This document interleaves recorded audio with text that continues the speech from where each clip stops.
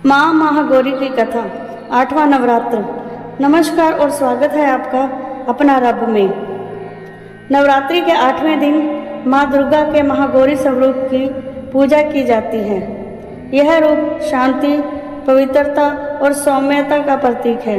माँ का स्वरूप, माँ महागौरी का रंग शंख, चांद और कुंद पुष्प की तरह अत्यंत उज्जवल और गौर है। उनके 4 हाथ हैं, एक हाथ में त्रिशूल, दूसरे में डमरू और 2 हाथ अभय व वरद मुद्रा में हैं। वे बैल पर सवार रहती हैं। माँ के इस रूप को देखकर भक्त का मन शांत और निर्मल हो जाता है। कथा, पौराणिक मान्यता के अनुसार माँ पार्वती ने भगवान शिव को पति रूप में पाने के लिए घोर तपस्या की थी। कठोर तपस्या के कारण उनका शरीर काला और कृशकाय हो गया था।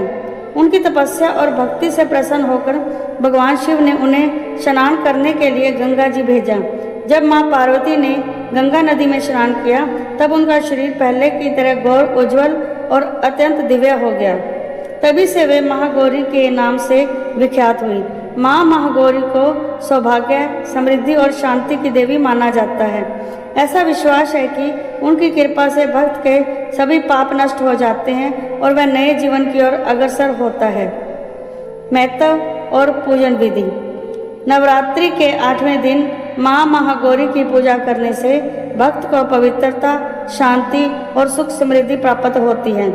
अविवाहित कन्याओं को योग्य जीवन साथी का आशीर्वाद मिलता है और विवाहित महिलाओं को अखंड सौभाग्य की प्राप्ति होती है। पूजा में सफ़ेद फूल, दूध से बनी मिठाई, अक्षत, रोली और धूप दीप अर्पित किए जाते हैं। ओम देवी महागौराय नमः मंत्र का जाप करने से माँ प्रसन्न होकर भक्त की सभी मनोकामनाएं पूर्ण करती हैं। शिक्षा, माँ महागौरी की कथा हमें यह सिखाती है कि भक्ति और तपस्या से जीवन के सभी क्लेश और कठिनाइयाँ दूर हो जाती हैं।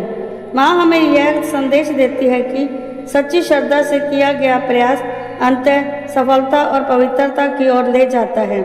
इस प्रकार नवरात्रि के 8वें दिन माँ महागौरी की पूजा कर भक्त जीवन में सुख, शांति और मोक्ष का आशीर्वाद प्राप्त करता है।